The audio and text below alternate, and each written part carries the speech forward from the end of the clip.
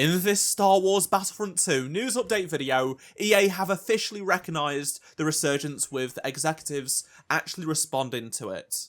Plus, we have some major updates to Kyber V2, some very exciting news about it. But before we do take a look at all of today's news though, make sure you do subscribe to this channel so you won't miss any future Star Wars Battlefront 2 news updates and Kyber updates. So, late last night, EA released their quarterly financial reports and held a phone call with investors, going over what they've been doing over the past 3 months and taking a look ahead at their future. This happens every 3 months, and if you are a long-time subscriber of the channel, you'll know that we used to cover these EA earnings calls because they would drop various pieces of information in relation to Battlefront and other Star Wars games in the past few years. Unfortunately, it's been very, very quiet over the past couple of years since Jedi Survivor came out.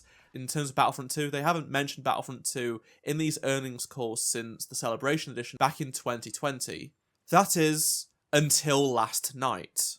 Sure, we had some social media accounts under the EA banner taking part in the Battlefront 2 Resurgence trend. However, we haven't heard anything directly from the executives, the people that make decisions on things like Battlefront 2 being shut down and a potential Battlefront 3 until just last night. I was listening to the investor call to see if they would mention Battlefront 2, and they definitely did. And I have transcribed exactly what was said on that call. So, an EA executive said, "Our outperformance reflects continued execution across our portfolio, highlighted by our global football, Star Wars, and Apex Legends franchises." Now, there hasn't been a new Star Wars game released since Jedi Survivor in May 2023. Yes, they did release it on last-gen consoles, but they basically haven't mentioned that because it didn't really do anything.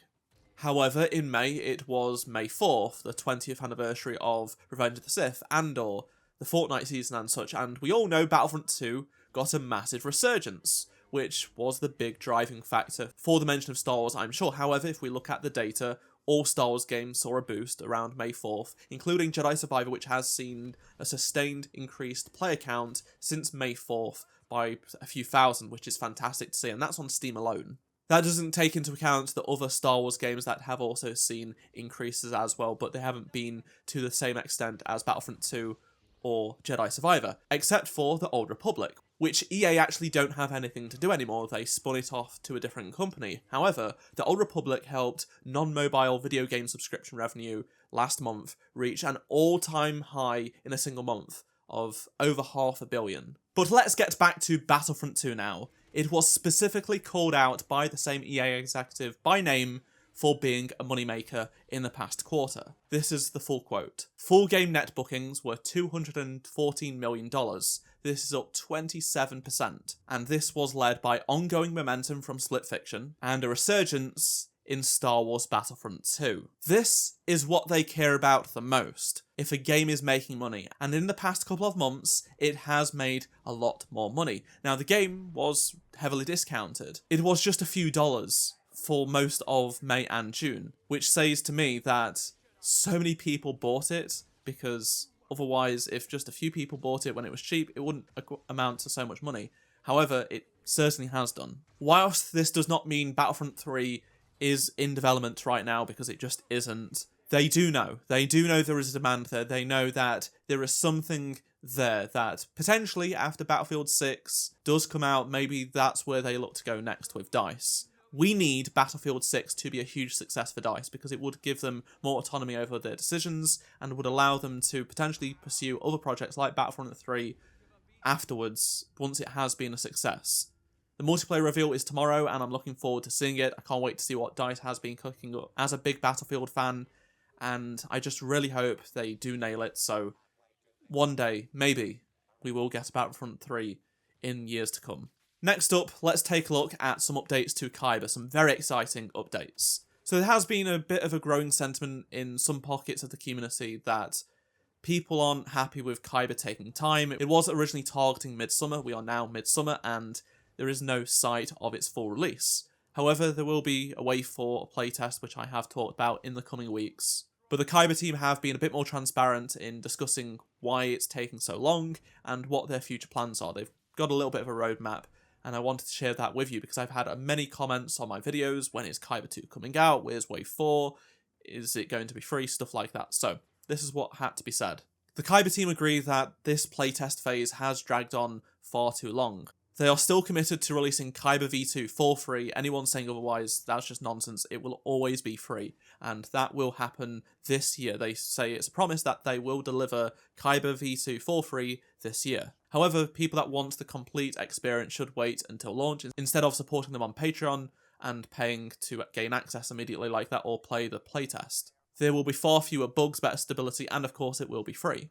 They say they are internally thankful for all of the people that have supported the Kyber team throughout development, however it's time to pull this train out of the station. This is the current timeline they have built up, and this is specifically for July, with some details going into August and September. So, they will finish up the report system, which is currently undergoing internal testing. Kyber is much better when it comes to hacking stuff like that, it just is not as prominent as on the official servers. Plus, they have a more robust system and active monitoring for things like that, and they are finishing up the report system properly. They will also be implementing UI improvements that have been suggested by players. This includes server join modal rework, mod page visual clarity, and better tags on the server browser.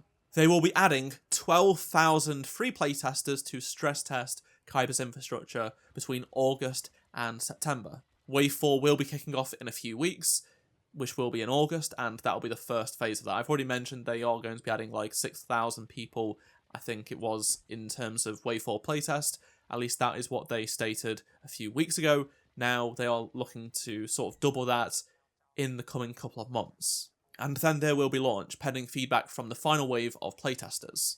They sincerely hope to launch Kyber V2 sooner rather than later. Players want it, and they want it, so they're trying to get it done. They've also stated that they will be pushing an update before Wave 4, which is exciting, and that will come with lots of features and fixes. So that's all great news to hear, and I am looking forward to Wave 4, obviously when it does launch, and there is an update to the client. I will make a video, so make sure to stick around for that.